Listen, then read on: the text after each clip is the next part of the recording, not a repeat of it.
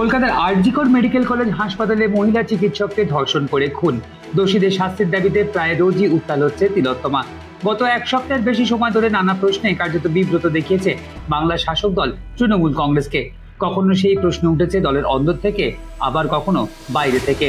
তবে এবার এই ঘটনায় কলকাতা পুলিশের কমিশনার বিনীত গোয়েলকে সিবিআই হেফাজতে নিয়ে জিজ্ঞাসাবাদের দাবি তুলে তৃণমূলের বিড়ম্বনা কার্যত আরও বাড়ালেন সাংসদ সুখেন্দু শেখর রায়। এই ব্যাপারে তিনি একটি চিঠিও লিখেছেন সিবিআইকে। এক্স হ্যান্ডেলে তৃণমূল সাংসদদের প্রশ্ন, কারা আত্মহত্যার কথা রটিয়েছিলেন, কেন 3 দিন পর ঘটনাস্থলে স্নিফার ডগ, কেন সেমিনার হলে দেওয়াল ভাঙা হলো। তার মতে কলকাতার পুলিশ কমিশনার এবং হাসপাতালের প্রাক্তন অধ্যক্ষকে নিজেদের হেফাজতে নিয়ে সিবিআই যদি জেরা করে তাহলেই সব ঘটনা সামনে চলে আসবে। উল্লেখ্য, এই ব্যাপারে আরজি করের প্রাক্তন অধ্যক্ষ সন্দীপ ঘোষকে 2 দফায় জেরা করেছে সিবিআই। শনিবারও প্রায় মধ্যরাতে সিজিও কমপ্লেক্স থেকে বেরিয়েছেন সন্দীপ ঘোষ। আরজি করের প্রতিবাদে সম্প্রতি কলকাতায় রাত দখলের ডাক দেওয়া হয়েছিল। অরাজনৈতিক সেই কর্মসূচিকে গোড়া থেকেই সমর্থন করেছিলেন সুখেন্দু শেখর।